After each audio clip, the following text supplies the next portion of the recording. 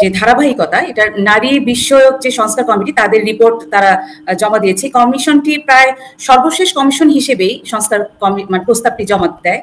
ডেডলাইনের বেশ কয়েক মাস পরে যে সুপারিশ তারা করেছে তার মধ্যে আপনি যেটা বললেন যে দুইটা প্রধান যে এটা দেখি যে অভিন্ন পারিবারিক আইনের মাধ্যমে সব ধর্মের নারীদের বিয়ে, তালাক, উত্তরাধিকার, ভরণ পোষণ এগুলো সমান অধিকার থাকতে হবে।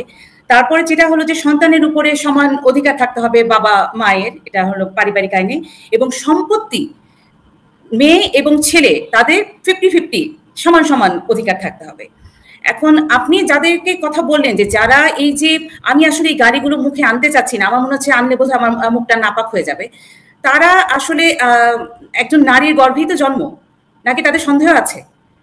তারা যে এই যে পরশুদিন আমরা যে দেখলাম যে একজন নারীর প্রতিকৃতি তৈরি করে তারা যে জুতা পেটা করছে এবং একসময় দেখলাম যে শাড়ি খুলে ফেলছে, এই যে একটা নারীর প্রতি অসম্মান, আমি শুধু তাদেরকে বলতে চাই যে ওই প্রতিকৃতিটা তো আপনার মাও হতে পারে।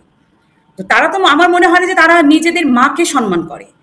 যারা নিজেদের মাকে সম্মান করে না তারা তো নারী জাতিকে সম্মান তো করবেই না। আর এই যে নারীকে কিছু হলেই যে এই যে গালিগুলো দেওয়া হয়, এতে কি পুরুষত্ব হয় বা কি আমি একটা পুরুষ হয়ে গেলাম, এটা মনে তানভীর ভাই একটু ভালো বলতে পারবেন যে এটা আসলে বাহাদুরিটা আসলে কোথায়।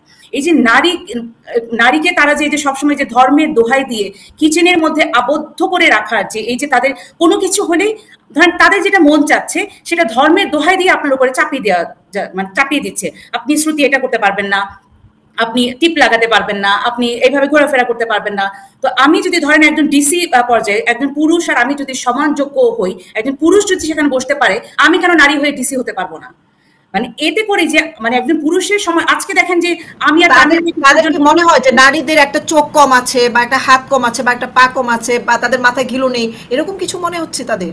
আমার কি মনে হয় যে তারা কি মনে হয় যে একটু হীনমন্যতায় বোধহয় ভোগে, যে এই বোধহয় আমি মানে ডুপ্লিকেট মানে নকল সার্টিফিকেটে যে ফুয়াদ কি যেন ব্যারিস্টার হয়েছে বলা হয় আর কি, যে এক নেতা একদল, সে বলতেছে যে নারী অধিকারের সম্পত্তি সমান ভাগ দিয়ে কি আপনারা গৃহযুদ্ধ লাগাবেন নাকি ঘরে ঘরে? তো ভারতেও তো সমান অধিকার দিয়েছে, ওই সেখানে কি গৃহযুদ্ধের কোনো খবর আমরা পেয়েছি কখনো বা অন্যান্য উন্নত দেশে? আমি সেটাই বললাম যে যে পুরুষ তারা এই যে নারী বিদ্বেষী বা কিছু হলে যে নারীদেরকে যে আক্রমণ করা, আমার মনে হয় তারা সম্পূর্ণভাবে হীনমন্যতায় ভোগে, যে আমি সবসময় বড় থাকবো, আমার বউ বা আমার কন্যা বা আমার মা বা আমার বোন কেউই বোধহয় আমাকে ছাড়িয়ে যেতে পারবে না। আপনি দেখেন প্রত্যেকটা পেশাতেও কিন্তু সেম জিনিস আছে। আমার কলিগরাও কিন্তু, পুরুষ কলিগরা কিন্তু কখনোই চায় না যে আমি একটু তার চেয়ে এগিয়ে যাই।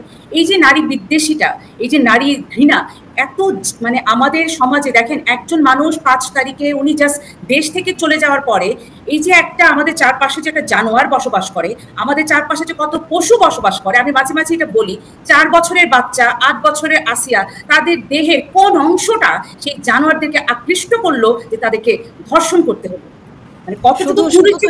আমরা এখানে আবার ছেলেদেরকে বলাৎকার করার বিষয়টা নিয়ে আসতে পারি, সেটা বলাৎকার না বলে ধর্ষণও বলতে পারি। ছোট ছোট শিশু ছেলে বাচ্চাকে মেরে তারা কেন দেয় না, তারা কেন তাদের কথা মতো শুনে না, তাদেরকে মেরে এবং আমরা লাঠির দাগ পর্যন্ত দেখি যে আঘাতের চিহ্ন দেখা যায়, তারপর তাদেরকে ঝুলিয়ে রাখা হয়, তারপর বলা হয় আত্মহত্যা করেছে। হ্যাঁ, এটাই বলছিলাম যে এই যে বলে না যে নারীর পর্দা করা, মানে পর্দা বলতে যে আসলে তারা কি বোঝাতে চাচ্ছে আমি ঠিক বুঝি না। যে পর্দা মানে কি আমি ওই যে বোরকা পরে থাকবো বা ওই যে বস্তা যেটাকে বলে, এটা কি? আরেকটা বিষয় হচ্ছে ওই যে টিপকাণ্ড নিয়ে যে ঘটনাটি ঘটেছিল আমরা সবাই দেখেছি, সেখানে দাঁড়িওয়ালা একটা যে পুলিশে চাকরি নিয়েছে শিবিরের কর্মী, তার বাইকের পিছনে ব্যাগ ছিল, একটা বাজারের ব্যাগ ছিল, তার স্ত্রী ছিল না, সে মিথ্যা প্রোপাগান্ডা করে যে আমার বুরখাওয়ালা বউকে ইফটিজিং করেছে, সেই জন্য আমি তার টিপ নিয়ে কথা বলেছিলাম। সেইটাকে প্রতিবাদ জানিয়ে এখন যারা এই সরকারকে সমর্থন করে তাদেরও মধ্যেও কিছু ব্যক্তি আছে যারা এই সরকারকে এখন সমর্থন করেছে বা করছে, এই টিপকাণ্ড নিয়ে প্রতিবাদ করেছিল, তাদের বিরুদ্ধে কোনো বিচার নেওয়া হয়নি। শুধুমাত্র যারা তাদেরকে সমর্থনের বাইরে ছিল তাদের বিরুদ্ধে আইনি ব্যবস্থা নেওয়া হলো কেন? হ্যাঁ, ওই যে আপনি পুলিশের যে কথাটা বললেন, ওনার ভিডিওটা কিন্তু ভাইরাল হয়েছে। উনি সেদিন হোন্ডাতে একাই ছিল, তার পেছনে তার ওয়াইফ ছিলেন না। এই যে আমার কথা হলো যে এই যে তারা নারীদেরকে যে এত অসম্মান করা হচ্ছে, 5 তারিখে যে আমরা দেখলাম যে কিছু নারী বা বৃষ্টিতে ভিজে চিৎকার করে বলছে আমরাই আমাদের দেশকে সংস্কার করব, আমরা এতদিন পরাধীন ছিলাম। আমার কথা হলো ওই আপুরা কোথায় গেল? ওই আপুরা এখন নামছে না কেন রাস্তায়? এখন কেন বলছে? উমামা শুধু একটি প্রতিবাদ জানিয়েছে, আর বাকি কারো কোনো আমরা সাউন্ড পাইনি। উমামার পয়েন্টটা আমি তুলে ধরি, তিনি বলেছেন যে নারীদের অধিকার নিয়ে নারীদের যতটা মাথা ব্যথা নেই, পুরুষদের এত বেশি মাথা ব্যথা কেন? এই প্রশ্নটা কিন্তু আমারও আপনারও। ধন্যবাদ দেই এই প্রশ্নটা উপস্থাপন করার জন্য। এটা হয় কি জানে যে পর্দাটা আসলে নারীরা আসলে পর্দা মানে কিন্তু আমি বোরকা পরতে আমি পছন্দ করবো কিনা, আমি শাড়ি পরতে পছন্দ করবো কিনা, এটা আমার একান্ত স্বাধীনতা। বোরকা যে একদম মানে খারাপ তা না।